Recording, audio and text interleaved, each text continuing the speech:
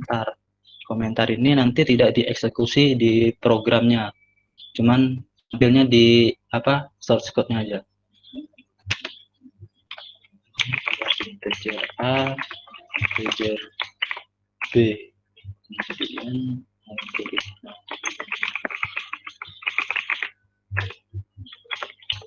nilai A sama dengan 10, B sama dengan 5.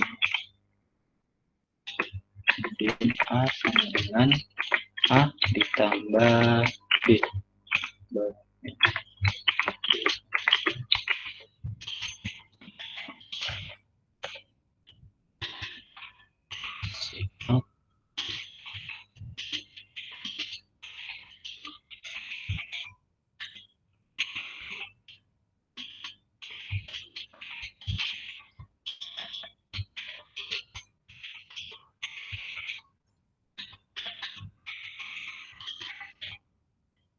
Sekarang programnya coba dijalankan.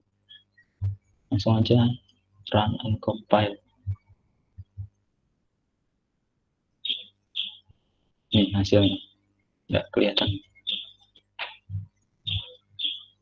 Jadi nilai A tadi 10, kemudian nilai B tadi 5. Di bawahnya ada operasi aritmatika. A sama dengan A ditambah B, berarti A sama dengan 10 ditambah 5. Berarti nilai A sekarang 15. Nih, nilai A 15. Kemudian di bawahnya B sama dengan B dikurang A. Berarti nilai B5 ini dikurang dengan nilai A dari operasi sebelumnya yang di atasnya. Berarti 5 dikurang 15 ini. Berarti hasilnya minus 10. Tuh. Nah, ini bisa dimodif-modif, diganti-ganti ya. Misalkan ini, misalkan B-nya di sini huruf kecil. Nah, kira-kira programnya bisa jalan nggak? Nggak bisa. Tidak bisa, Bang. Nggak bisa, Bang. Nah, Tidak, Bang. kenapa? Karena perintah dari atas atau in-nya berbeda dengan yang di bawah. Karena C++ ini case sensitif ya. Jadi huruf besar dan huruf kecilnya beda. Kalau dibuat B-nya kecil, itu programnya akan error. Nih, B was not declared in the scope. Berarti nilai B yang kecil ini tidak dideklarasikan di fungsi ini. Jadi harus jeli ya. Kalau sedikit saja salah, programnya pasti error. Nih, kemudian misalkan include IOStream nggak ada nih. Nah, kira-kira jalan nggak programnya? Tidak, Bang. Nggak ya? Tidak, Bang. Nih, kalau dicoba dia nggak jalan karena si out and line itu nggak ada di scope ini. Harus dibuat header-nya dulu. Nah, kalau using namespace std ini, kalau dihapus, dia bisa jalan nggak programnya? Bisa, Bang, asalkan di bawahnya setiap akhir seperti akhir integer B dikasih std, Bang. Di sini? Di bawahnya, Bang. Di mana? Di sini? Di bawah integer B dibuat lagi kolom untuk menambahkan std. Oh, di sini. Iya, Bang. Dibuat apa? Diberi std, Bang. Std gini. std titik 2 nya double, Bang.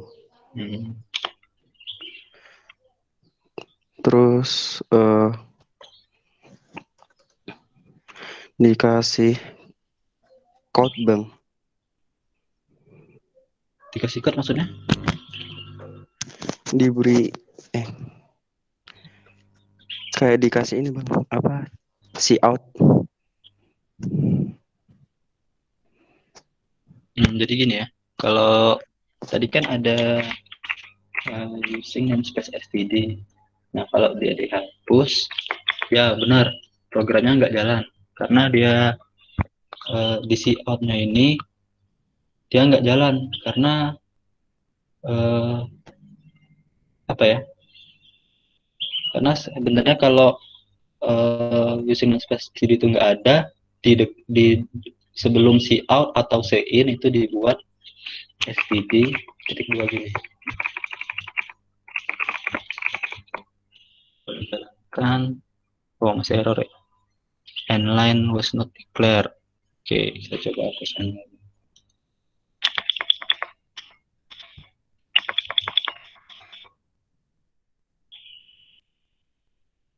Tuh, itu jalan. Tapi ini kalau buat program, dibuat std.2 terus itu susah ya. Jadi lebih baik gunakan cuma space std aja.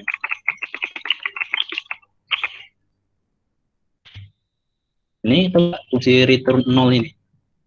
Buat apa?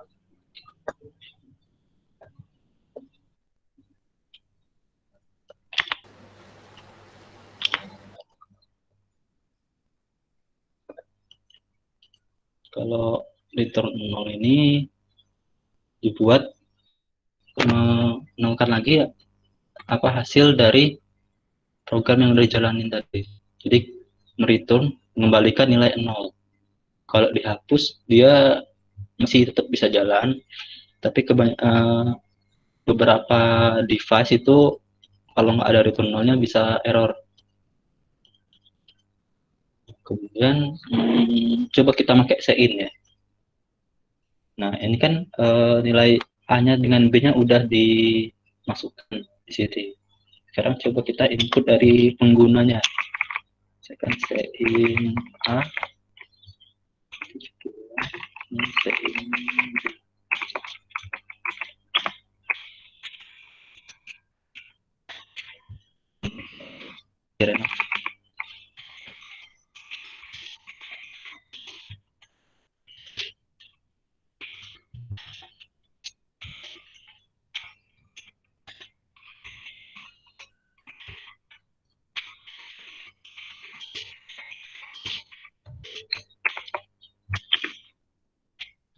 Kalau dijalankan,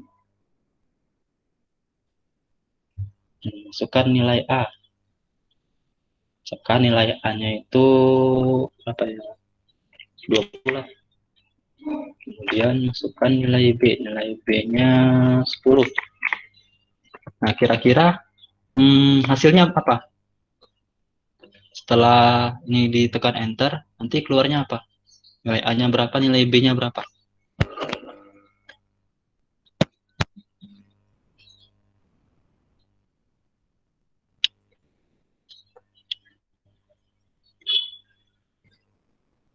Nilai A 30.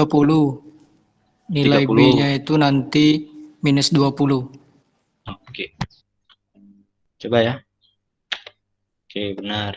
Nilai A-nya itu 30, kemudian nilai B-nya minus 20. Oke, benar. Sekarang coba kita ganti aritmatikanya, kita ganti dengan operasi perkalian. Ini bagi aja.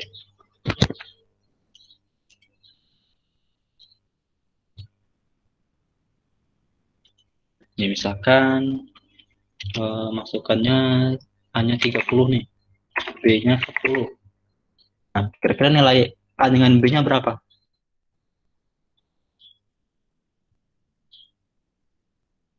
A3, B 300. 300 ya. Oh, 30. Jadi yang pertama itu 30 dibagi 10, kan hasilnya 3.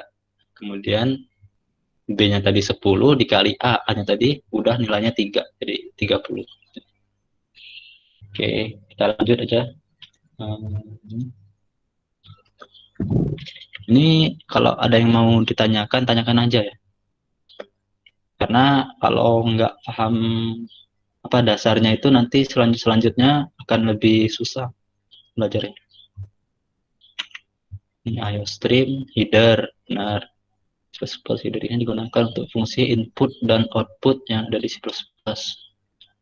Sini space std, perintah yang digunakan untuk mendeklarasikan, memberitahuan kepada compiler kita akan menggunakan semua fungsi kelas file terdapat dalam space std. Nah, ini kamus tipe data variabel konstanta. Kamus dipakai untuk mendeklarasi nama-nama yang digunakan dalam program. Deklarasi namanya didefinisikan pemrograman. Itu ada tipe, ada variabel, ada konstanta. Nanti di slide selanjutnya dijelasin. Lanjut. Ini review sedikit aja ya dari materi yang kemarin. Jenis-jenis tipe data. Nah, ini aja nih. Jenis tipe-tipe data. Ada tipe data primitif, ada tipe data turunan atau bentukan. Nah, primitif ini di dalam C++ ada namanya boolean. Boolean ini bernilai true atau false, benar atau salah gitu. Kemudian ada integer. Integer ini bisa untuk bilangan bulat. Ya. Kemudian ada real atau float. Float ini digunakan untuk bilangan desimal. Misalkan 30,5 atau 20,7 gitu. Nah, ada juga karakter. Karakter ini masukkan huruf gitu. Ciri-ciri karakter itu ada tanda petik satunya kalau nggak salah. Ya, nanti di programnya itu karakter. Kemudian string. String itu bisa berbentuk kalimat, ya bisa berbentuk kalimat atau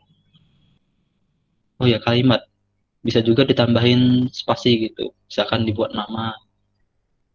Nah, di sini tipe data turunan atau bentukan. Bentar. Ini karakter ini kalau digabung bisa dijadikan string. Jadi misalkan beberapa huruf itu digabung, nanti bisa menghasilkan kalimat atau kata gitu, string. Lanjut ke tipe data turunan atau bentukan. Dibentuk dari gabungan tipe dasar. Nah, digabung dari sini ya. Boolean, integer, real, karakter, string ini. Ini contohnya, dari mahasiswa itu ada NIM, ada nama, ada umur, ada kotak. Nih, kenapa NIM itu dibuat string? Kenapa dia nggak integer gitu? NIM kan memakai huruf ya. Bukan huruf, angka. Kenapa dia dibuat string? Nggak dibuat integer aja? Ada yang tahu nggak? Karena sebagai karakter. Karakter. Ada yang lain?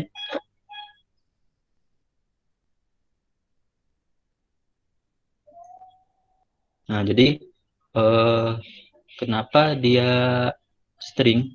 Jadi NIM itu misalkan di kampus-kampus lain tuh ada kombinasi antara huruf dengan angka. Kalau di ITERA kan cuma angka aja kan. Kalau di kampus lain misalkan ada gabungan antara huruf sama angka. Nah, lanjut ke nama. Nama itu berbentuk string ya, karena dia berbentuk kata atau lebih dari satu kata gitu. Umur integer. Ya, karena dia bilangan bulat, sedangkan kota itu string. Nah, sama dengan name tadi. Kota itu kenapa dia pakai string? Jadi dia bisa kombinasi antara huruf sama angka gitu. Misalkan alamat rumah. Alamat rumah kan ada nama apa tuh? Misalkan nama kompleks kan, kemudian ada bloknya, ada nomornya gitu. Ada kode pos misalkan. Nah, itu kan ada gabungan antara huruf sama angkanya. Ya, ada juga namanya tipe array. Tipe array dibentuk dari kumpulan integer, misalkan 10 data tentang umur.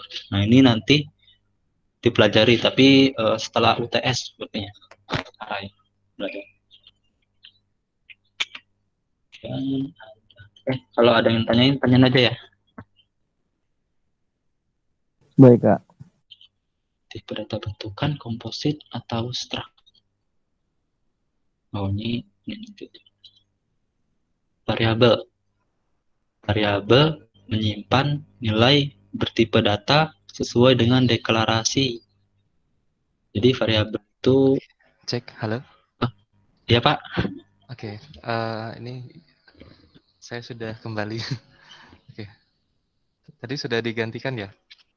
ya, Ya, ini sekarang saya saja yang masuk ya. oh, baik Pak. Saya stop screen ya Pak. Oh ya. Oke ya, ini ya, selamat pagi semuanya. Tadi saya ada keperluan sebentar di gedung A, jadi tadi saya titip ke asisten praktikum. Oke, nah jadi itu ada 2 ya asisten praktikum yang akan membantu kalian gitu ya, membimbing kalian juga gitu. Sudah kenalan ya? Ada 2 ya? Sudah kenalan belum tadi? Sudah ya? Jadi ada Kak Diko sama April ya. Nah, jadi nanti akan mengasistensi kalian selama 1 semester. Oke, ini saya share screen ya. Jadi tadi sudah review kembali materi di minggu lalu ya. Tapi minggu lalu kita libur ya, jadi itu 2 minggu yang lalu sebenarnya. Tentang apa? Tentang operasi dasar ya. Kalau tadi kan ada see in, see out gitu ya. Nah, jadi yang hari ini kita akan masuk ke ini, materi tentang percabangan. Nah, nanti kita di sini sambil belajar mengingat kembali yang tadi perintah menginputkan nilai variabel sama menampilkan ke layarnya ya. Jadi kita sambil belajar yang di percabangan ini. Oke, nah jadi untuk yang materi hari ini itu terkait dengan percabangan. Nah, jadi percabangan itu seperti kalian di materi ini ya, di PKS 1 kan ada di Microsoft Excel ya. Ada suatu fungsi, ada if-nya gitu ya. If itu kan berarti jika gitu ya. Jika, nah lalu di dalamnya ada kondisi. Jika kondisinya terpenuhi, maka akan menampilkan sesuatu gitu ya. Terus kalau misalkan tidak, maka akan menampilkan kemungkinan yang satunya gitu. Jadi kemungkinan alternatifnya. Nah, itu juga bisa diterapkan di sini ya dengan bahasa pemrograman khususnya C++ di sini. Nah, jadi ini tujuan perkuliahannya untuk yang hari ini tentang percabangan ya. Jadi kalian diharapkan memahami tentang pengertian percabangan, lalu menggunakan notasinya yang benar, khususnya dengan bahasa pemrograman C++, dan bisa memanfaatkan ini ya, percabangan ini untuk penyelesaian permasalahan sehari-hari atau studi kasus tertentu gitu ya. Nah, ini ya. Jadi percabangan itu digunakan dalam suatu kasus yang memerlukan pengambilan keputusan. Tentunya pengambilan keputusannya itu berdasarkan kondisi yang ada, apakah kondisinya terpenuhi atau tidak. Nah, nanti akan ada aksi yang dijalankan atau juga ada aksi alternatifnya. Jadi dalam hal ini nanti kemungkinannya ada 2. Aksi utamanya itu dijalankan ketika kondisinya terpenuhi, tapi ketika terpenuhi maka dia akan menjalankan aksi alternatifnya seperti itu. Oke. Nah, jadi kita perlu melakukan pengujian kondisinya tadi. Kira-kira apakah kondisinya terpenuhi atau tidak. Nah, dalam hal ini, kondisi terpenuhi itu jika dia merupakan suatu pernyataan yang bernilai benar. Nah, ini jadi ada kaitannya dengan ini ya, dengan logika matematika ya. Kan sudah belajar ya dulu ya. Nah, masih ingat nggak? Jadi, kalau di logika matematika itu kan ada suatu pernyataan. Nah, itu kan pernyataan itu kan memiliki kemungkinan nilainya benar atau salah saja gitu ya, benar saja atau salah saja. Nah, itu yang jadi dasar kita untuk ini, untuk menentukan aksinya tadi. Nah, jika kondisinya itu ternyata merupakan pernyataan yang benar, nah, maka kita akan memilih aksi utamanya untuk dijalankan. Tapi kalau ternyata kondisinya itu salah, ya, berarti kita akan menjalankan aksi alternatifnya gitu. Nah, itu intinya di percabangan ini. Nah, nanti akan ada banyak bentuknya. Ada if, berarti hanya ada jika gitu ya. Jika kondisinya terpenuhi, maka aksi utamanya dijalankan. Nah, berarti kalau di contoh yang pertama ini, dia tidak memiliki pilihan aksi alternatifnya gitu. Jadi dia hanya ada aksi utamanya saja. Jadi kalau misalkan kondisinya tidak dipenuhi, ya berarti dia tidak menjalankan apapun karena tidak ada aksi alternatifnya. Itu untuk kasus yang pertama ini. Nah, tapi kalau untuk yang if else, dia berarti ada aksi utama sama aksi alternatifnya gitu. Nah, jadi kalau kondisinya nanti terpenuhi, berarti dia menjalankan aksi utamanya. Tapi kalau misalkan ternyata kondisinya tadi tidak terpenuhi, dia menjalankan aksi alternatifnya. Nah, jadi else ini artinya ya yang lain gitu ya maksudnya ya. Jadi jika kondisinya nanti seperti ini, lalu jika terpenuhi akan menjalankan aksi utama. Nah, else ini artinya yang lainnya, berarti selain itu. Nah, selain dari aksi utama kan berarti ada aksi alternatifnya. Nah, itu bentuk yang kedua.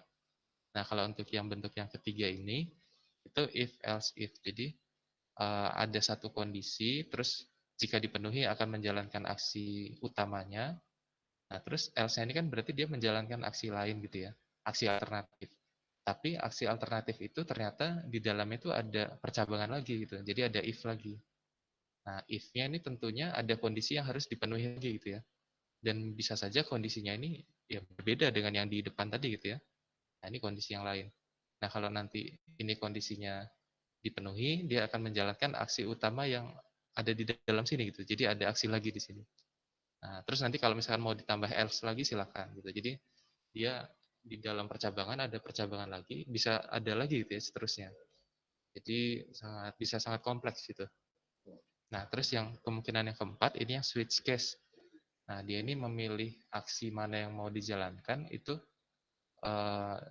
dengan melihat kunci gitu ya. Kunci pemilihan kasus mana yang akan dijalankan. Jadi di sini nih dia terdiri dari beberapa case atau beberapa kasus ya. Misalkan kasus pertama itu seperti ini yang mau dijalankan. Tapi untuk menjalankan itu nanti butuh kuncinya gitu ya. Kuncinya harus bernilai berapa supaya kasus itu bisa dijalankan. Nah, seandainya tidak ada kunci yang cocok untuk kasus-kasus yang tersedia, nah berarti nanti akan masuk ke case default. Nah, jadi ada kondisi default ya. Jadi ketika tidak ada kasus yang kuncinya itu memenuhi, nanti akan menjalankan kondisi default-nya itu. Itu yang switch case.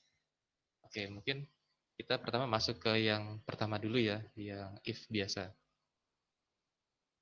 Nah, yang if biasa itu flowchart-nya seperti ini. Nah, jadi kita lihat di sini kan ada kondisi gitu ya. Nah, kondisi ini sebenarnya isinya ini adalah suatu ini ya, suatu kalimat terbuka itu.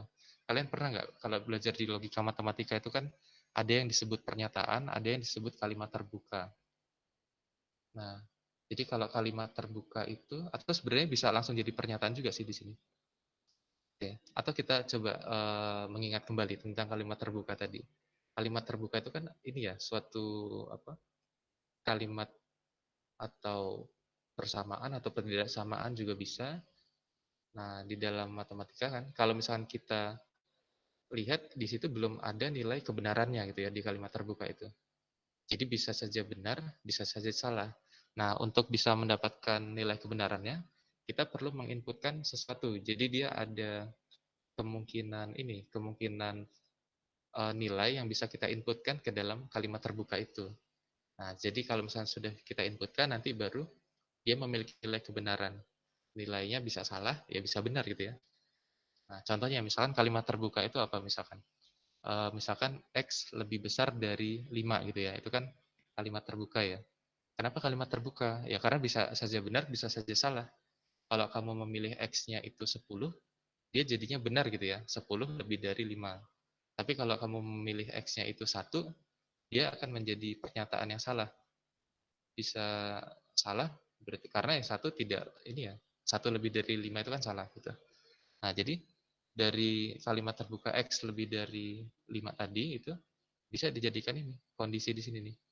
Nah, jadi nanti tergantung dengan apa inputan dari si user untuk nilai X-nya, sehingga nanti ini bisa menjadi suatu pernyataan benar atau salah. Nah, ketika dia benar, ini karena kita jenis percabangannya yang if ya, berarti kalau benar dia nanti ke sini nih, akan menjalankan aksi yang ada di sini. Jadi ini suatu blok gitu ya, blok aksi. Kenapa disebut blok aksi? Karena sebenarnya aksinya bisa lebih dari satu macam, lebih dari satu aksi gitu. Nah, jadi entah di sini aksinya apakah memerintahkan untuk menampilkan sesuatu ke layar, atau aksinya itu meminta pengguna menginputkan suatu variabel, atau bisa juga aksinya ini komputernya memproses suatu variabel gitu, dioperasikan gitu ya, dengan operasi matematik. Intinya di sini ada aksi yang dijalankan gitu. Nah, jadi ketika dipenuhi maka dia akan menjalankan aksi ini. Nah, tapi di sini tidak ada else-nya, berarti dia tidak memiliki aksi alternatif. Jadi ketika kondisi di sini bernilai salah, dia langsung selesai gitu, mengakhiri percabangannya. Atau bisa saja mengakhiri programnya gitu ya, kalau misalkan memang programnya hanya tentang satu percabangan ini saja gitu. Nah, jadi ini langsung selesai gitu. Ya, seperti itu. Nah, bentuk umumnya ini kalau mau dituliskan di codingannya nanti itu seperti ini. Jadi pertama dituliskan if, di sini pakai huruf kecil ya, I dan F-nya. Jadi karena C++ ini kan case sensitif ya, tadi seperti yang disampaikan juga. Nah, jadi kalau kalian mengganti dengan huruf besar nanti tidak akan bisa jalan gitu ya, akan terjadi error. Di if, nah kemudian setelah if di sini ada tanda kurung kurung biasa ya, kurung buka, kurung tutup. Nah, di dalamnya ini kondisinya. Artinya kalian menuliskan kondisinya itu di dalam sini nih. Apakah itu kondisinya X lebih dari 5 atau X sama dengan sekian, atau sebenarnya bisa juga langsung berupa pernyataan gitu ya. Pernyataan itu misalkan apa? Ya 3 tambah 5 sama dengan 8, itu kan pernyataan ya. Pernyataan yang bernilai benar. Jadi ketika di sini kalian langsung tuliskan pernyataan tadi, kan dia sudah langsung punya nilai kebenaran gitu ya. Nah, jadi nanti dia akan menjalankan aksi utamanya karena itu tadi benar. Tapi kalau di sini pernyataannya salah, nanti kalau bentuknya ini berarti dia tidak menjalankan apapun gitu. Nah, kita coba sambil sambil di codingannya nanti ya. Oke, ya, atau contoh lihat ini nih. Jadi di sini ada suatu contoh si programnya itu meminta pengguna untuk menginputkan nilai dalam variabel integer. Nah, terus ada syaratnya nih. Kalau nilai itu lebih besar sama dengan 60, nanti dia akan menampilkan tulisan ini. Selamat Anda lulus. Nah, artinya kan ini harus dulu. Nilai kebenaran dari kondisi yang di dalam sini itu kan memang bergantung dengan variabel nilai ini yang kita inputkan ini berapa gitu nilainya ya. Kalau misalkan nilainya 90 misalkan. Nah, ini kan jadi pernyataan yang bernilai benar. Ketika ini jadi benar, maka akan menjalankan aksi ini. Nah, tapi kalau tidak benar, maka tidak ada yang dijalankan karena dia tidak ada else-nya gitu. Jadi tidak ada aksi alternatif yang akan dijalankan. Nah, kita coba ke sini ya. Coba dibuat di sini. Tadi harus ada ini ya, include.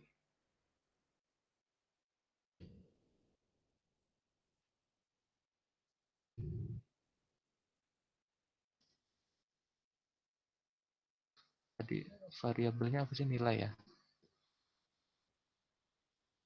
Jadi nilai integer ya. Nah, terus ini programnya meminta pengguna untuk menginputkan variabel nilai tadi ya. Nah, tapi biasanya diberikan keterangan ini dulu. Cout ini berarti kan si programnya itu menampilkan tulisan ke layar gitu ya. Karena di sini kita pakai tanda petik untuk menampilkan teks gitu ya. Teksnya misalkan masukkan nilai gitu. Jadi nilai dimasukkan. Nah, lalu kalau ingin variabel nilainya dimasukkan ya, kita gunakan sein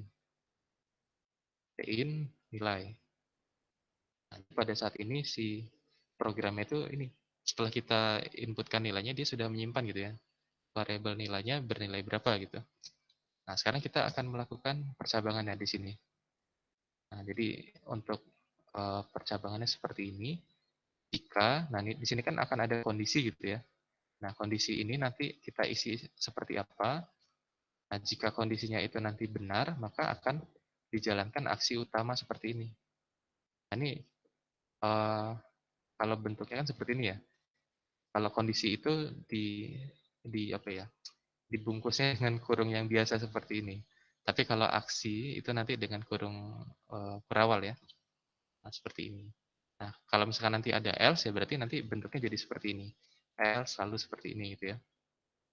Nah, jadi kita coba yang tanpa else dulu. Berarti dia hanya ada aksi utamanya yaitu di sini. Kita bisa enter ya. Nah, seperti ini ya.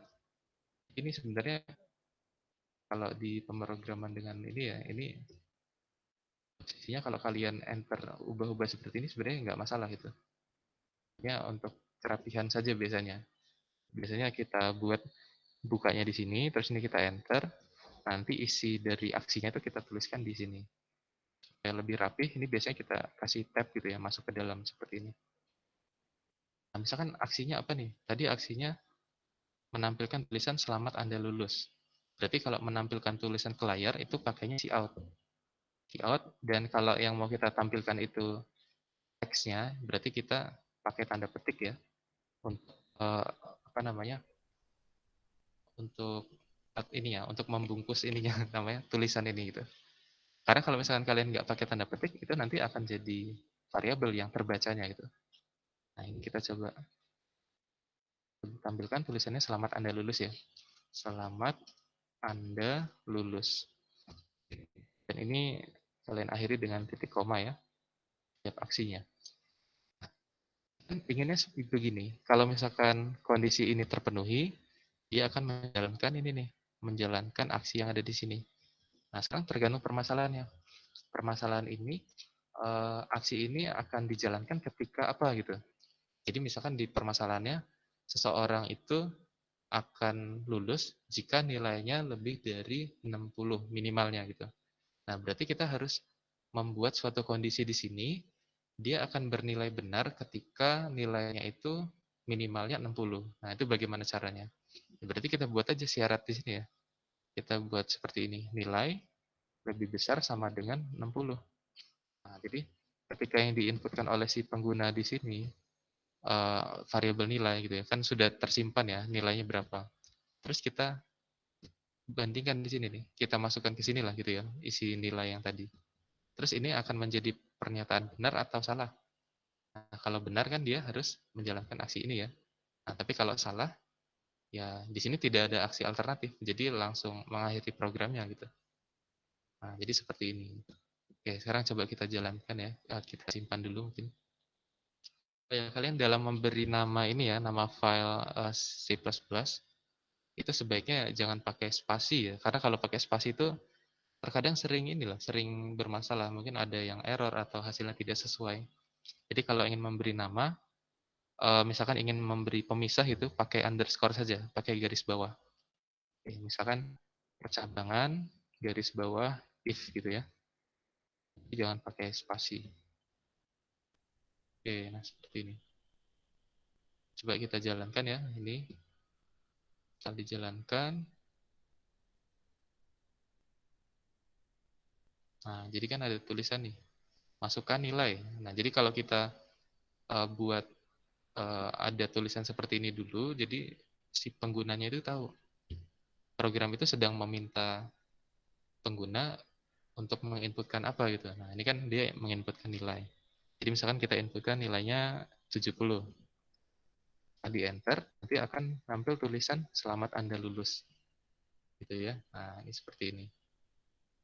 Misalkan tadi yang oh ya, ini kalau mau dicek lagi, ini di close dulu ya, baru nanti kalian tes lagi. Misalkan nilainya berapa yang salahnya. Misalkan 50 gitu ya. Nah, setelah dimasukkan 50, nanti tidak akan muncul apapun. Nah, artinya dia masuk ke ini ya, masuk saat ini salah gitu ya. Kan nilainya tadi 50 ya, 50 kan Apakah 50 itu lebih besar sama dengan 60 kan? Ya. Nah, berarti dia tidak menjalankan aksi utamanya. Tapi ya karena tidak ada aksi alternatif ya dia langsung mengakhiri programnya saja gitu. Oke, seperti itu. Dan sekarang kita coba untuk ini ya, yang ada aksi alternatifnya, yaitu yang if else. Nah, jadi kalau yang if else itu yang ini, flowchartnya ya, flowchartnya seperti ini. Jadi ada kondisi, terus di sini ketika kondisinya ini merupakan pernyataan yang benar, dia akan menjalankan aksi utama, yaitu yang di sebelah kanan ini. Tapi kalau misalkan kondisinya itu bernilai salah, dia akan menjalankan aksi alternatif yang ada di sini nih. Nah, di sini. Tapi sebenarnya bisa saja kita buat aksi alternatif ini sama dengan aksi utama ya. Bisa saja sih sebenarnya. Cuman kalau seperti itu ya nggak butuh percabangan ya. Kan biasanya percabangan itu dipakai ketika opsinya itu atau aksi yang ada itu lebih dari satu gitu kan. Yang pemilihannya bergantung dengan kondisi. Nah, gitu ya. Oke, sekarang kita buat ya yang ada aksi alternatifnya. Berarti kita butuh menuliskan else di sini nih. Nah, jadi di akhir kurung kurawal sini ya, yang dari if tadi, ini kita tuliskan else, terus ada buka kurung, ada tutup kurung. Nah, ini kebetulan di dev saya ini otomatis ya. Kalau kalian menuliskan buka kurung, otomatis terbentuk tutup kurungnya gitu. Karena itu kalau misalkan ada yang kurang ya, satu kurung saja nanti programnya tidak akan bisa dijalankan gitu ya, karena ada error gitu. Nah, jadi di sini ada else dan ini kita tuliskan aksi alternatifnya yang ada di sini. Misalkan aksi alternatifnya itu yang tidak lulus gitu ya. Selamat Anda tidak lulus. Oh, tapi nggak perlu selamat ya kalau itu ya. Langsung saja Anda tidak lulus ya. Nah, seperti ini ya. Oke. Nah, ini berarti kalau kita baca di ininya, di strukturnya kira-kira gimana nih? Kan ketika ini benar, dia akan menjalankan aksi utamanya, yaitu yang ini gitu ya. Berarti kan benarnya kan ketika nilai ini memang lebih besar sama dengan 60 gitu ya. Nah, tapi ketika ini pernyataan yang salah, dia akan menjalankan aksi alternatif yang ini. Nah, jadi ini tadi aksi utama, ini aksi alternatifnya. Oke. Nah, kita coba cek ini ya. Mungkin ini kita simpan dengan nama yang berbeda. If else.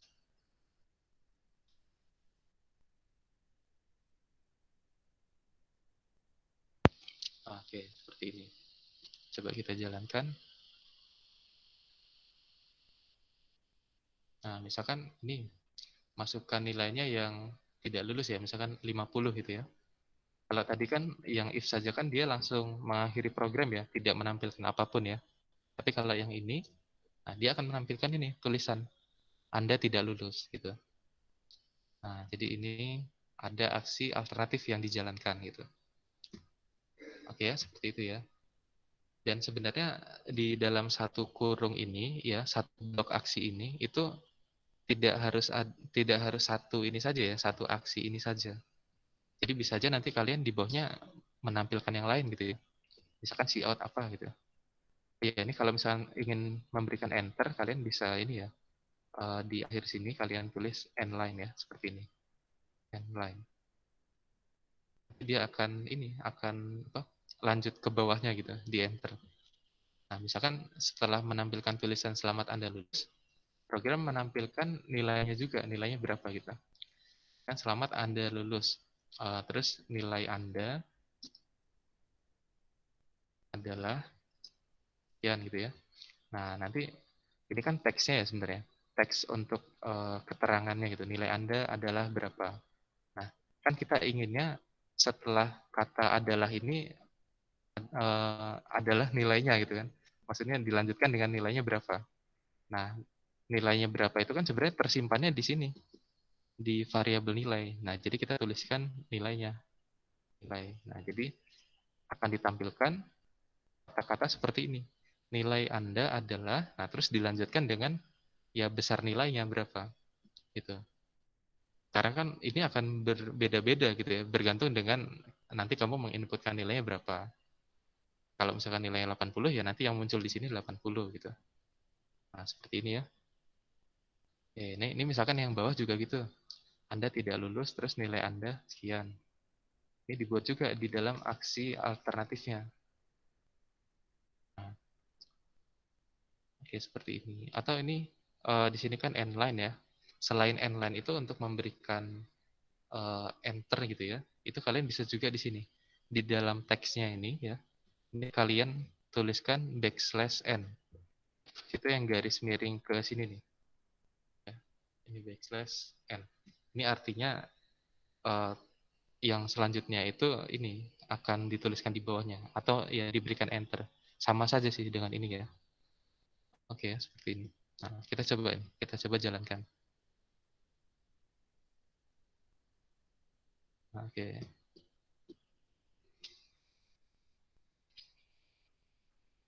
Nah, sekarang kita coba ini apa? Nilainya berapa coba? 80 ya misalkan ya. 80. Nah, dia akan muncul seperti ini. Selamat Anda lulus, nilai Anda adalah 80. Sekarang kita coba yang ini, yang kondisinya salah gitu ya. Misalkan berapa? Yang nilainya di bawah 60 misalkan 40 gitu ya. 40. Anda tidak lulus, nilai Anda adalah sekian gitu. Nah, ini bisa ya gitu ya. Dia menjalankan aksi alternatifnya. Dan bisa lebih dari satu ini ya, satu apa ini? Satu aksi saja gitu ya.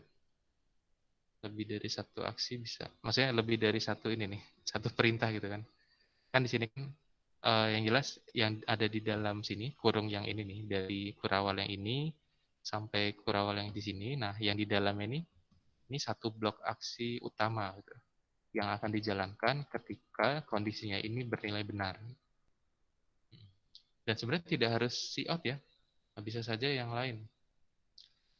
Misalkan ini ya, apa ya? Ada in-nya gitu. Jadi setelah dia menampilkan teks seperti ini, nah si program itu meminta pengguna untuk menginputkan menginputkan nilai yang lain lagi gitu ya. Bisa saja gitu. Jadi di sini apa nih misalkan menggunakan variabel yang lain boleh, atau variabel nilai yang tadi juga bisa juga. Misalkan di mana ya? Di sini deh. Nah, di sini ada in lagi, bisa saja. Nah, in itu yang menginputkan suatu variabel gitu ya. Nilainya berapa? Misalkan diinputkan lagi. Atau dikasih tulisan dulu.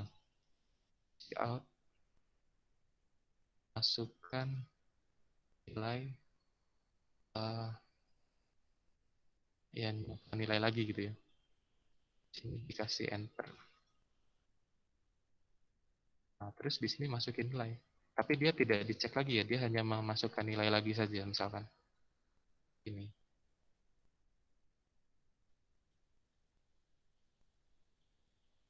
Nah, ini kan tadi adanya di blok aksi yang alternatif ya.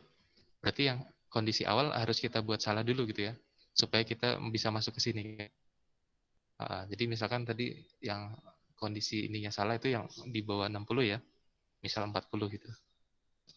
Nah, di sini ternyata ini ya, mau enter tadi ya. Sebentar. Oh, yang di sini saya belum ngasih endline, jadi dia letaknya di satu baris dia. Oke. Nah, ini kan tadi setelah memasukkan nilai 40, muncul tulisan, Anda tidak lulus. Terus dilanjutkan dengan nilai Anda adalah 40. Nah, di sini ada cout lagi, masukkan nilai. Nah, artinya ini nih perintah yang in lagi nih, dia terletak di aksi alternatif di sini kan. Nah, dia meminta kita menginputkan nilai lagi gitu kan, in. Nah, kita masukkan lagi aja berapa? 60 misalkan. Nah, tapi programnya selesai karena setelah ini kan tidak dicek lagi gitu. Nah, jadi seperti ini. Mungkin nanti yang bisa dicek berulang, kalian bisa pakai looping atau perulangan ya. Nanti materinya yang setelah percabangan ini. Seperti itu. Oke, mungkin sampai sini dulu ada yang mau ditanyakan terkait percabangan yang if else ya. Ada yang mau ditanyakan dulu sampai sini? Atau sudah cukup jelas? Cukup jelas. Cukup jelas ya? Cukup jelas, Pak. Hmm. Nah, kita sekarang coba percabangan yang lain ya. Yang lain ya, misalkan apa ya, berkaitan dengan bilangan-bilangan saja. Kalau tadi kan dengan nilai-nilai ini ya.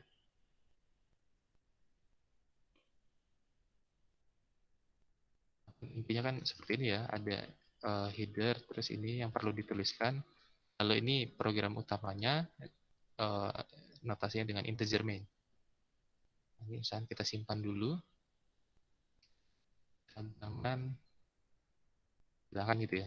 Kita tentang bilangan saja. Kan kita deklarasikan variabel integer A gitu ya. Kemudian ini masukkan nilai A misalkan.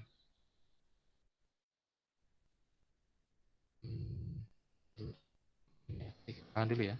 Masukkan nilai A. Jadi program meminta untuk menginputkan ini variabel A ini mau diisi nilai berapa gitu.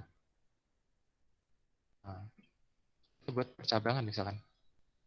Kan ini percabangan ini kan ada kondisi, terus ada aksi utama, ada aksi alternatifnya ya. Ini misalkan kita buat ada else-nya gitu. Kalian buat sini supaya lebih rapi aja nih. Oke. Aksi utamanya apa nih misalkan? Nah, misalkan satu variabel lagi misalkan ya, yaitu variabel B. Jadi kita deklarasikan juga di sini. Ini misalkan di sini kita akan memproses variabel B ya. Ini adalah 2 kali variabel A gitu. Jadi kalau misalkan nanti A-nya itu 5, berarti nanti B-nya jadi 10 gitu ya.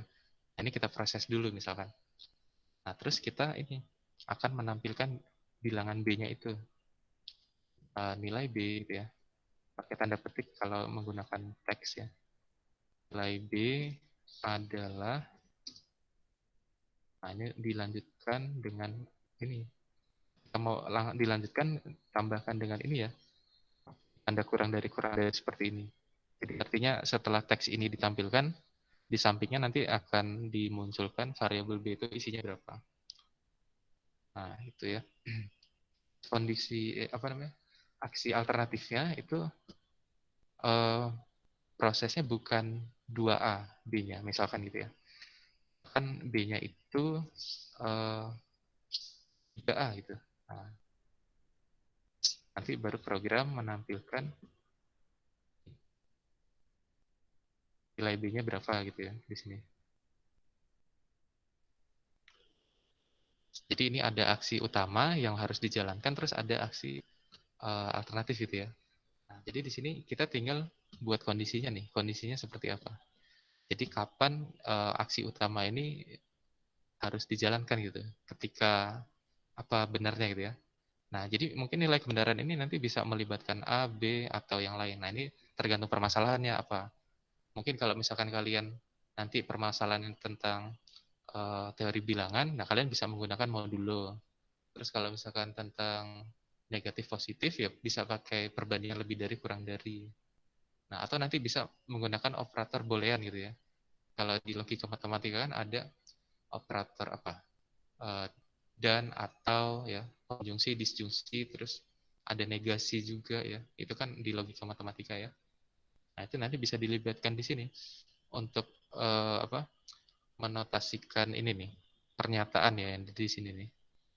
Ya, ini misalkan kita buatnya yang tadi saja. Ketika B-nya misalkan kurang dari bukan B ya. Kalau B kan di sini belum diinputkan ya, berarti kan A. Oh iya, ketika kalian di sini mendeklarasikan suatu variabel dan belum menginputkannya dengan apapun, nilai berapapun, itu dia didefinisikan awalnya sebagai 0 gitu ya. Nah, jadi ini kan dia baru diperkenalkan gitu ya. B-nya diperkenalkan akan digunakan, tapi belum diisi nilainya berapa. Nah, itu ternyata awalnya B-nya dianggap sebagai 0 gitu. Nah, tapi kalau di sini, si variabel A ini kan setelah dia diperkenalkan atau dideklarasikan di sini, si program tadi kan meminta pengguna untuk menginputkan, ini mau diisi dengan berapa sekarang. Nah, berarti kan di sini dia mempunyai nilai yang sangat bergantung dengan apa yang diinputkan sama si penggunanya tadi. Nah, misalkan di sini kita buat kondisinya, A-nya kurang dari 10 misalkan ya. Ini sebenarnya bebas sih, ini untuk contoh saja ya. Nah, A kurang dari 10. Jadi nanti ketika ini jadi benar, pernyataan benar, nah ini akan dijalankan. Tapi kalau salah, dia akan menjalankan aksi alternatifnya. Oke, coba ya ini. Kita jalankan. Misalkan A-nya yang kondisinya benar ya, misalkan yang 9 gitu ya, kan kurang dari 10. Nah, dia nilai B adalah 18. Nah, kenapa 18? Karena dia sebelumnya kan memproses ini dulu ya. Memproses B-nya sama dengan 2 kali A, berarti kan 2 kali 9 gitu, sehingga hasilnya 18. Nah, nanti kalau kalian ini masukkan nilai A-nya itu yang lebih dari 10, atau sama dengan 10 juga masuk kondisi salah ya. Nah, itu nanti dia akan menjalankan aksi alternatifnya. Misalkan, sebentar. Nah, ini. Misalkan A-nya kalian masukkan 10 gitu. Nah, nanti akan muncul tulisan ini. Nilai B adalah 30. Karena ketika A-nya ini 10, ini kan kondisi ini jadi pernyataan yang salah gitu ya. Kan 10 kurang dari 10 itu kan salah. Nah, sehingga dia menjalankan aksi alternatif, yaitu yang di bawah sini. Yang setelah else ini nih. Nah, ini kan aksi alternatifnya. Yaitu nilai B-nya di assign dengan 3A, artinya 3 kali A ya, gitu ya. Itu sebagai nilai B-nya. Tadi kan A-nya 10 ya, berarti 3 kali 10. Nah, jadi nilai B-nya 30 di sini. Oke. Itu. Nah, atau bisa juga di sini kondisinya kita buat yang lain gitu ya. Ya bergantung dengan permasalahannya. Kalau seperti ini bisa nggak nih? 9 kurang dari 10. Berarti kan kalau seperti ini jadi pernyataan yang selalu benar gitu ya. Kalian menginputkan nilai A-nya berapapun, itu tidak akan mempengaruhi kondisi ini gitu ya. Ini akan selalu menjadi pernyataan yang bernilai benar. Nah, jadi kalau seperti ini, ketika dijalankan ya, kalian mau menginputkan A berapapun, misalkan A-nya 1000 gitu ya, itu tidak akan mempengaruhi kondisi ini. Jadi kondisi ini selalu bernilai benar. Artinya selalu dijalankan aksi utamanya gitu. Dia tidak akan menjalankan aksi alternatifnya kalau gitu ya. Karena kondisinya tidak dipengaruhi oleh variabel yang diinputkan oleh pengguna tadi. Karena ini sudah selalu benar. Atau bisa juga jadi yang selalu salah gitu. Selalu salah ya, misalkan 11 gitu ya. 11 kurang dari 10. Nah, ini kan selalu salah ya, pernyataan yang salah. Jadi si ini percabangan ini dia akan selalu menjalankan aksi alternatifnya yang ada di sini. Gitu. Jadi ini tidak akan dijalankan karena ini tidak akan bisa benar. Nah, biasanya kan percabangan itu dipakai ketika kondisinya ini memang realnya itu bisa terjadi dua kemungkinan nilai kebenaran gitu. Jadi bisa benar, bisa salah. Tentunya bergantung dengan sesuatu.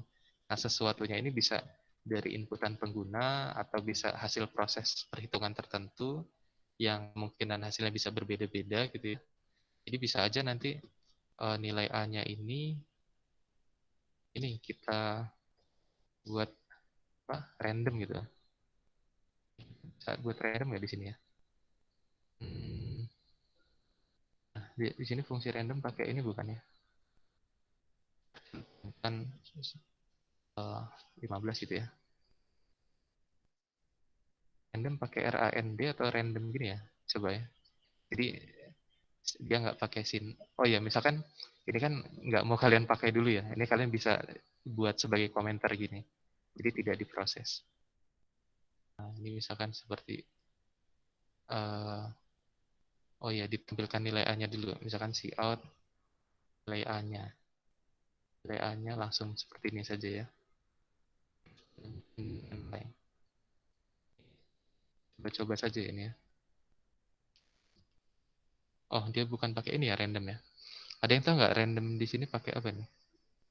Diko tahu nggak Diko? Atau April ada yang tahu nggak? Atau RAND ya? Saya lupa.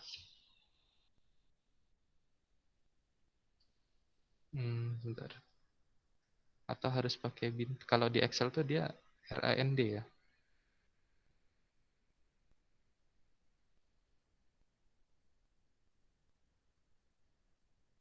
Sebentar.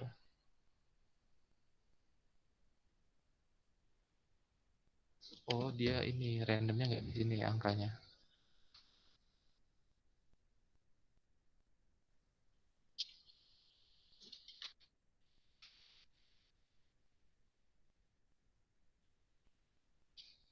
Hmm.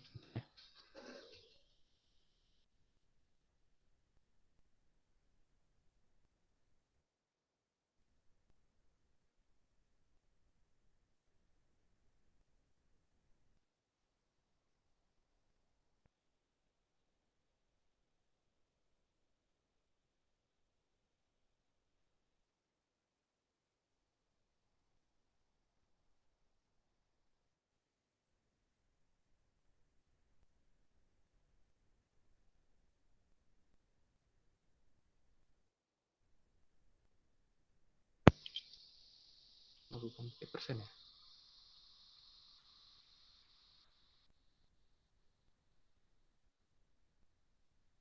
Ada yang pernah pakai ini nggak? Pakai random nggak di sini?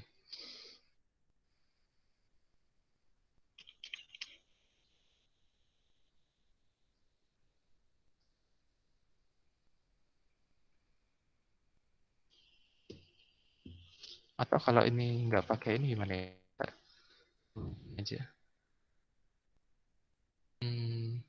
Oh enggak, dia nggak harus ini ya.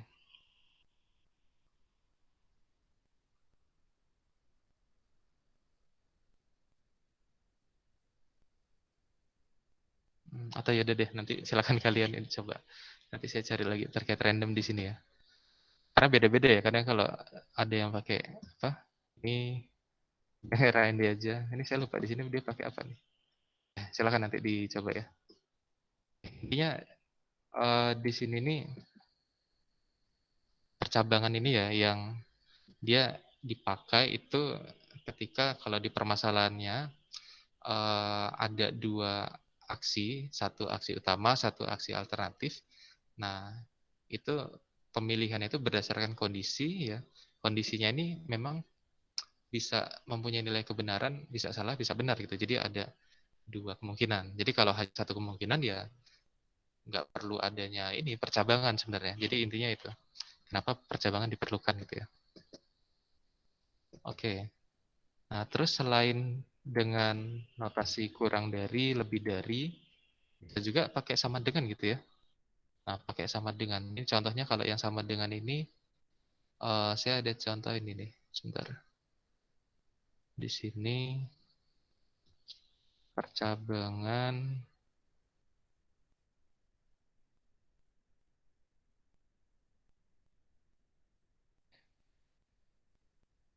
Nah, ini aja.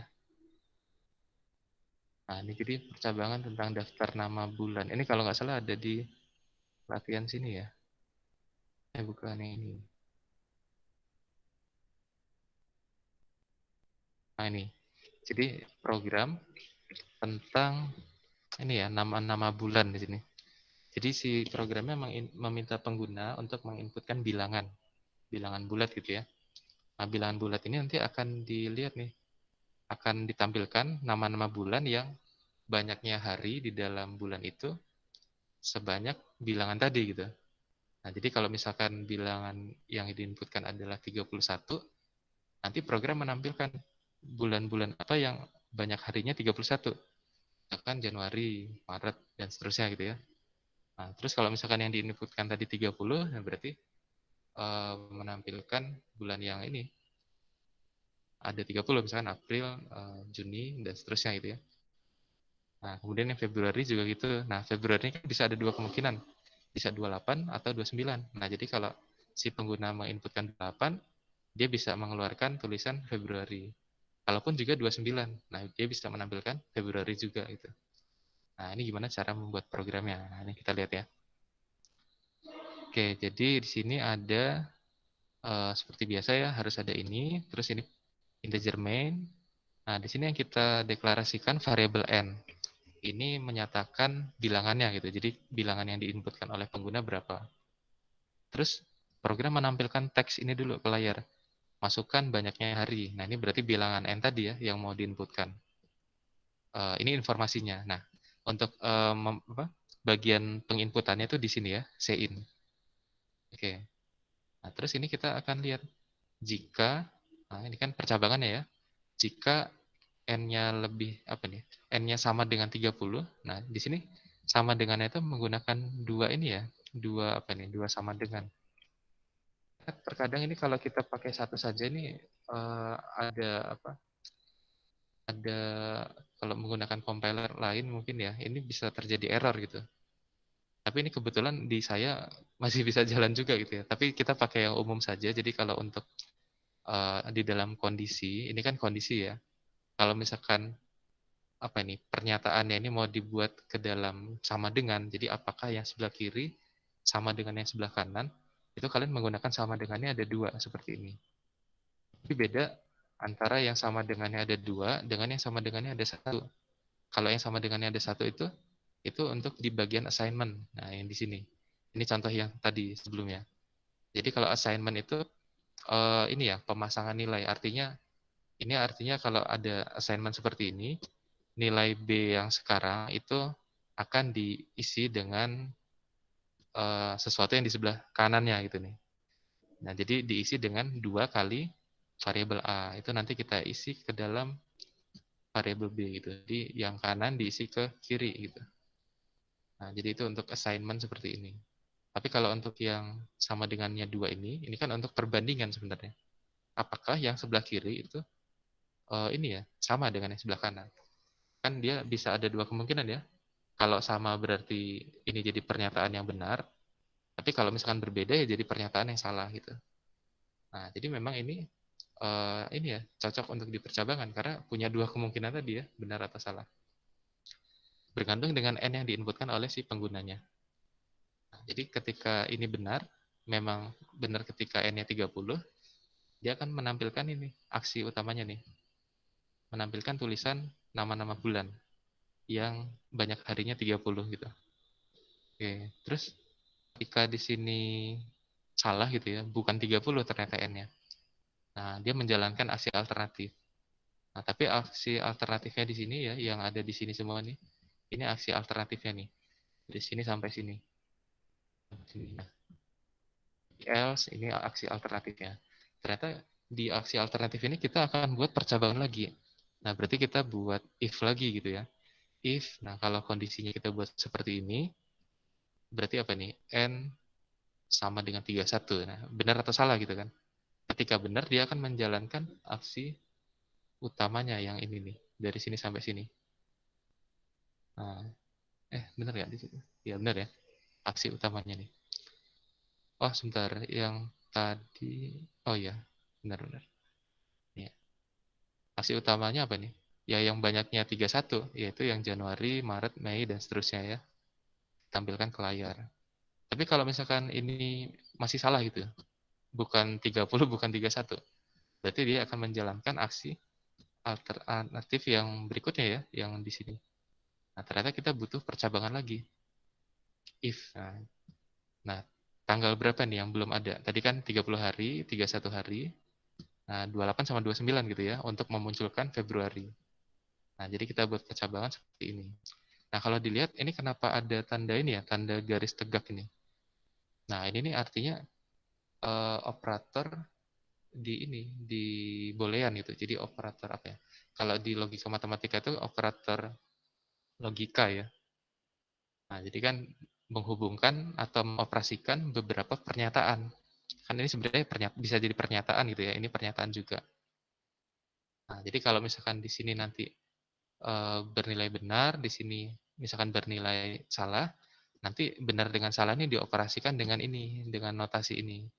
Nah, kalau yang garis tegaknya ada dua ini adalah operator atau. Jadi, pernyataan ini atau pernyataan sebelahnya yang ini. Gitu. Jadi, atau itu nama ininya apa? Disjungsi ya, kalau di matematika ya. Jadi, atau itu akan bernilai benar ketika ini benar atau ini benar. Maksudnya, minimal salah satu ada yang benar aja. Itu akan menjadi pernyataan yang benar gitu di sini. Gitu kan? Gitu ya. Masih ingat ya? Nah, itu atau. Bisa juga yang lain, operator yang lain, operator logika yang lain. Itu ada dan gitu ya. Nah, di sini dan-nya kalian pakai dua juga. Dua dan seperti ini. Tadi kita ataunya juga pakai 2 ya, 2 garis tegak seperti ini. Oke, nah, jadi di sini untuk memberikan atau bisa 2 kemungkinan, kita buat seperti ini aja. N sama dengan 28 ya, sama dengannya ada 2 ini ya. Terus ini N sama dengan 29. Jadi bisa ini atau bisa ini. Nah, ketika benar gitu ya, salah satu yang terpenuhi, dia akan menampilkan ini aksi utamanya Februari gitu. Nah, tapi kalau masih salah juga, berarti kan tanggalnya itu banyaknya harinya bukan 30, bukan 31, bukan 28, bukan 29. Berarti ya banyaknya angka yang lain gitu ya. Nah, itu kan tidak ada nama bulan ya yang sesuai. Karena yang ada kan hanya 4 kemungkinan ini. Nah, berarti dia akan menampilkan tulisan ini. Tidak ada nama bulan yang sesuai. Gitu. Oke ya, seperti itu. Ini kalau coba kita jalankan. Misalkan kita coba yang ini tadi, yang Februari ya. Yang 28 misalnya. Kita masukkan 28, nah dia akan menampilkan Februari. Akan ini, bentar, 31 gitu. Nah ini dia akan menampilkan yang ini, 31 ini. Terus misalkan yang ini lain gitu ya. Misalkan 32, nah kan nggak ada ya banyaknya 32. Nah jadi tidak ada nama bulan yang sesuai gitu ya. Oke, seperti itu. Nah, oke. Nah, kalian dalam membuat ini, membuat apa percabangan. Ini kan sebenarnya percabangan. Oh ya, sebentar. Ada yang mau ditanyakan? Ini Oh, ini untuk yang random ya. Oke. Dia menggunakan apa nih? Menggunakan header yang lain ya. stdlib. Oke. Ya nanti silakan kalian coba. Ini tadi ada dari Kak Diko tadi ya. Oke. Nah, kita coba ke sini. Oh ya. Untuk yang apa tadi? Percabangan ya. Percabangan yang ada di dalam percabangan itu kalian misalkan ingin mendesain itu buat ini ilustrasinya bisa pakai graf ya. Diagram pohon gitu, diagram pohon. Nah, jadi misalkan seperti ini. Jadi misalkan di sini kan ada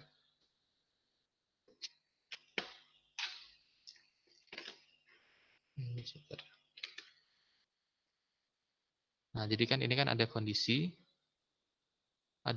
yang harus diselidiki gitu ya. Nah, ini kan dia bisa benar, bisa salah. Ketika dia benar, nggak mau ini.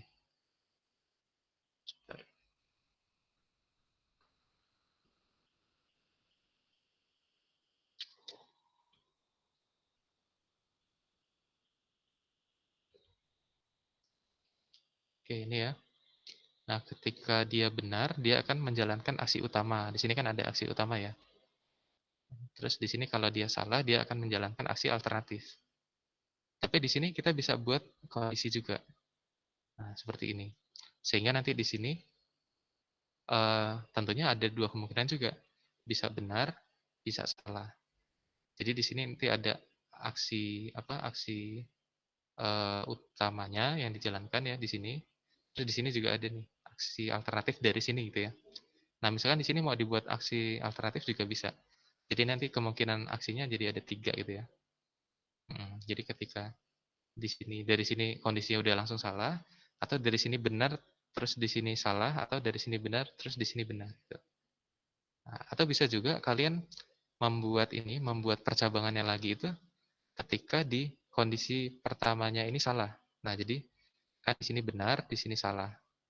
Nah, ketika kondisi awal ini dia salah, berarti dia masuknya di bagian else ya. Nah, yang di bagian else-nya itu yang kita buat percabangan lagi. Nah, itu bisa juga. Nah, ini nanti dia baru ada kemungkinan lagi. Benar, di sini salah. Nah, yang ketika benar ini kita ini langsung menjalankan aksi utamanya berarti ya. Ini ketika kondisi yang di sini benar, ini aksi utama dijalankan. Tapi kalau salah ke sini ternyata ada percabangan lagi.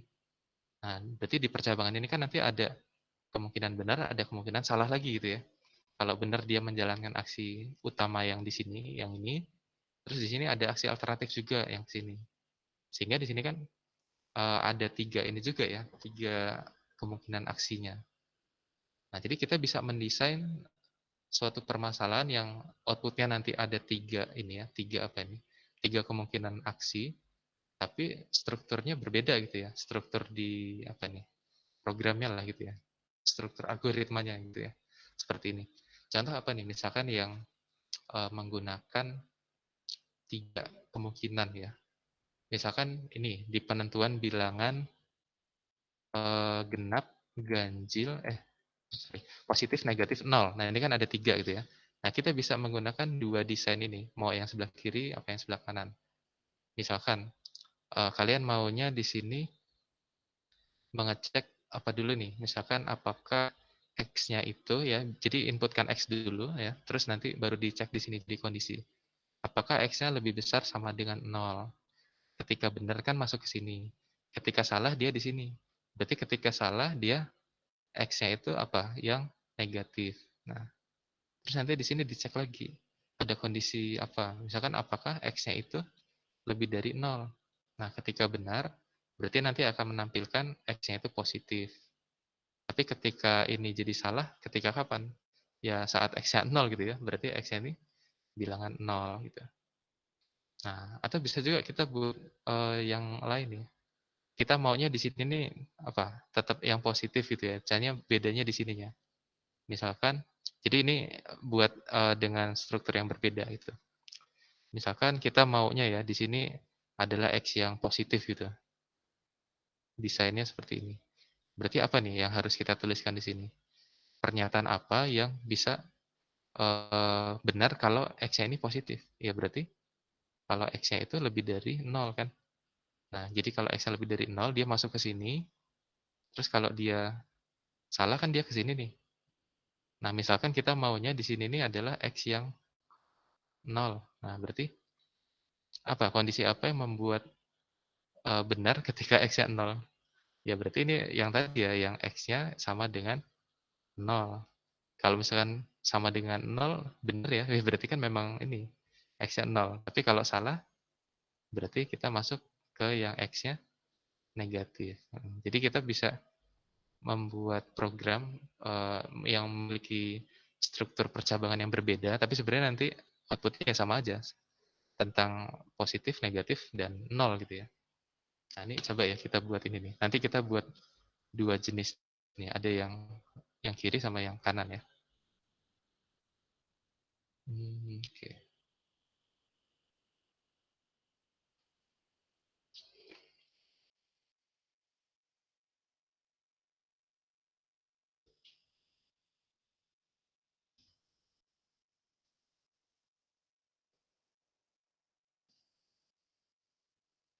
Nah, misalkan variabelnya n gitu ya. Terus cout dulu ya. Masukkan nilai n. In kan gitu ya. Di sini akan dicek nih. Kita mau pakai yang sebelah kiri ya. Yang sebelah kiri itu yang else-nya itu apa? Percabangannya lagi itu terjadi ketika dia benar ya. Berarti pertama dicek dulu. Oh, di sini saya pakai n ya, ini ya variabelnya. Kita buat struktur utamanya dulu. Jadi if else kan seperti ini. Ya. Seperti ini ya. Oke, jadi aksi utamanya itu nanti di sini, aksi alternatifnya di sini. Tapi kalau kita lihat di struktur yang sebelah kiri, aksi utamanya ini di dalamnya ada if lagi gitu. Nah, berarti kita buat if lagi di dalam yang sini. Nah, ini kita buat if lagi. If apa? Tadi desainnya apa di sini? Lebih dari 0 ya. Oh, ini tadi lebih dari sama dengan tadi. Nah, di sini yang n lebih dari 0. Oke. Baru di sini kan ada ini lagi ya. Ada kondisi apa? Sorry. Aksi alternatif sama aksi utama sama aksi alternatif lagi di sini. Nah, ini ada else lagi seperti ini. Nah, kalau else yang ini kan ini untuk aksi alternatif yang ini. Tapi kalau else yang ini untuk yang if yang di dalam sini.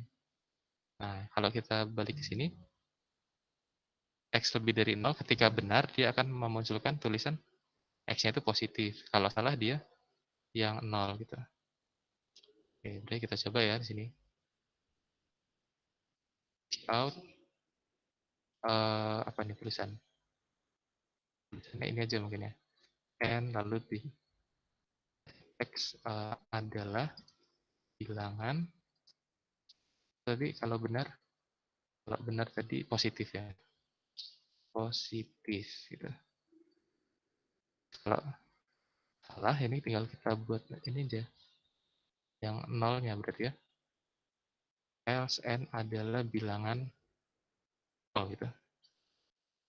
Nah, jadi ini aksi utama untuk yang di sini. Ya, ini aksi utama yang ini.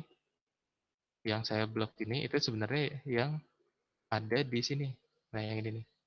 Nah, sekarang kita akan menampilkan yang ini nih, X negatif sebelah kiri. Nah, berarti gimana itu? Berarti di else yang ini kita tampilkan aja nih. Sifat n adalah bilangan negatif. Oke, coba simpan ya.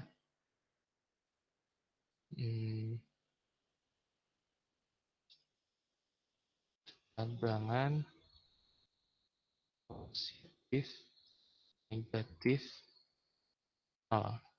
yang tipe 1 gitu ya maksudnya. Karena kita punya 2 struktur tadi. Nah, ini coba kita jalankan.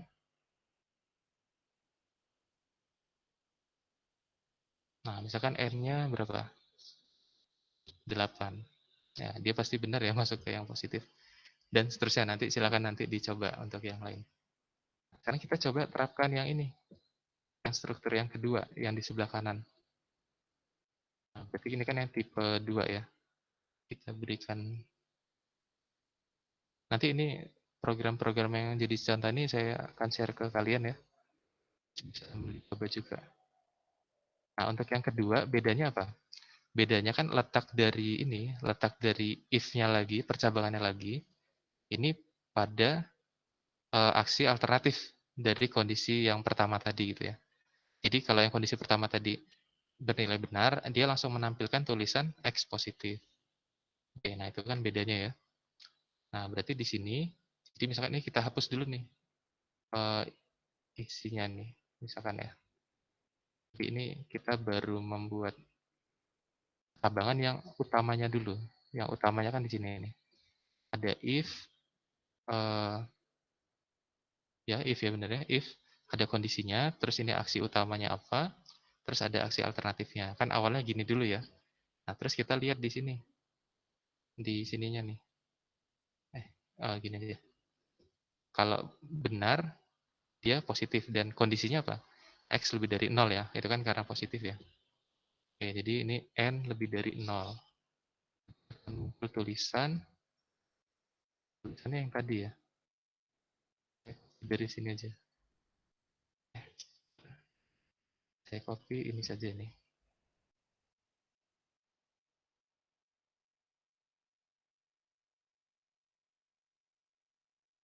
Nah, ini ya. Oke, terus letak percabangannya lagi itu ketika di sini. Ketika dia masuk di kondisi aksi alternatif ya. Nah, jadi ketika ini salah, nah dia kan masuknya ke aksi alternatif yang di sini. Nah, ini kita buat percabangan lagi. Jadi if, ternyata di sini kita ingin membuatnya ya. Di sini kalau benar itu yang 0. Tapi sebenarnya ini bisa juga ditukar ya. Jadi kalian misalkan membuat yang negatif di sini dulu, terus baru kalau di sini salah, baru di sini yang 0. Itu bisa saja kalian mendesain seperti itu. Jadi memang bisa bermacam-macam desainnya. Oke, misalkan saya akan menampilkan 0 ketika dia kondisinya ini terpenuhi benar gitu ya. Nah, berarti kan harus yang ini membuat kondisinya ya. X sama dengan 0. Apakah ini di sini pakai variabel n ya? N 0 benar atau tidak gitu ya. Kalau benar itu baru menampilkan ini out n adalah bilangan 0. Kalau misalkan salah ya berarti ini harus ada else-nya ya untuk percabangan yang di dalam. Berarti ini yang bilangan negatif. Tadi dijalankan ya sama saja sebenarnya dengan yang tadi. Sebentar, ada yang salah nih, apa nih? Else ini ada yang salah saya, apa nih tadi ya? Mungkin kebanyakan tanda ini ya. Kebanyakan tanda kurung nggak sih? Tadi salahnya di mana nih? Oh ini ya, ini saya kebanyakan kurung. Ya, jadi kita kelebihan satu kurung saja bisa jadi error. Atau kurang satu kurung juga seperti itu. Nah ini pasti benar nih. Silakan nanti kalian coba untuk yang lainnya. Ya, intinya kalau misalkan ini membuat percabangan, kalian bisa tentukan dulu desainnya seperti apa nih. Jadi kemungkinannya kalau benar itu ingin menampilkan aksi yang ini, menjalankan aksi yang ini. Kalau salah berarti aksi yang ini dijalankan sebagai aksi alternatifnya. Terus kalau misalnya ingin membuat percabangan di dalam percabangan, ditentukan dulu kira-kira percabangan yang di dalam itu akan diletakkan di mana? Di aksi utama dari percabangan yang sebelumnya atau aksi alternatifnya gitu ya. Ini yang perlu diperhatikan. Oke, nanti silakan kalian amati dari dua bentuk ini nih. Nah, ini kan sebenarnya adalah dua hal yang sama tapi desainnya yang berbeda gitu. Oke, itu untuk yang ini, untuk yang percabangan if else if tadi. Ini untuk yang kalau genap ganjil itu kalian pengecekan kondisinya itu menggunakan persen gitu ya. Jadi misalkan kalau apakah n itu ganjil, berarti kita harus ceknya dengan teori bilangan dengan n modulo 2. Nah, tapi kalau misalkan n modulo 2 ini artinya apa nih? Itu notasinya pakai persen kalau modulo. Jadi apakah ini kan artinya n ketika dibagi dengan 2, ini sisanya berapa? Jadi kalau ganjil itu kan ketika sisanya ini 1. Tapi kalau genap itu ketika sisanya 0 gitu. Jadi notasinya seperti ini. Kalau untuk yang genap ganjil. Mungkin nanti kalian bisa latihan lebih lanjut ya untuk yang itu. Ini tadi apa tadi? N sama dengan ya. Bukan. Ini tadi apa sih? Lebih dari ya. Oh iya. Nah, seperti itu. Terus lagi sebenarnya ini ya yang bersarang ini tadi yang tadi sudah saya jelaskan ya, if di dalam if, terus switch case. Nah, ini sebenarnya switch case ini bentuk yang ada beberapa case ya seperti ini. Nah, jadi notasinya itu menggunakan switch, terus di sini ada variabel ini sebagai kuncinya. Jadi nanti variabel ini yang jadi penentu si programnya untuk menjalankan aksi yang mana. Jadi di sini ada case, lalu dituliskan di sampingnya dengan nilai dari variabel tersebut berapa gitu ya, yang cocok sehingga nanti dijalankan aksi yang ada di sini gitu. Nah seperti itu. Ini sudah jam ini ya 10.40 ya. Mungkin nanti silakan kalian bisa coba sendiri untuk yang ini. Mungkin nanti juga bisa berkonsultasi dengan asisten yang ada di sini silakan gitu ya. Tapi ini saya rasa nggak terlalu susah ya. Tinggal dia dibagi ke dalam beberapa case saja. Mungkin minggu depan kita bisa review sedikit juga tentang ini. Sampai sini sudah cukup jelas ya? Oke. Cukup, Pak. Ya, mungkin silahkan dinyalakan dulu kameranya semua. Saya coba screenshot ya.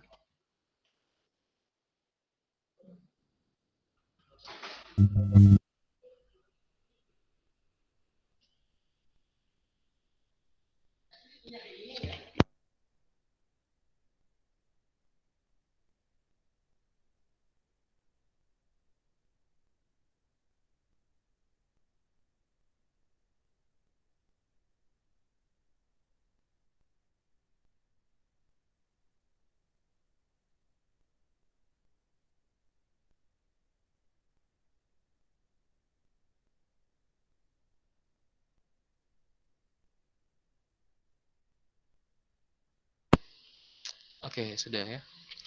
Baik, kalau begitu ini karena waktu sudah jam 10.40 juga, kita akan lanjutkan lagi minggu depan ya. Oke, silakan kalau ada yang mau konsultasi dengan asisten bisa nanti menghubungi ya. Mungkin kontaknya nanti bisa di-share juga. Oke, saya akhiri. Selamat siang semuanya. Sampai ketemu minggu depan. Siang, Pak. Baik. Terima Terima kasih, Pak. kasih.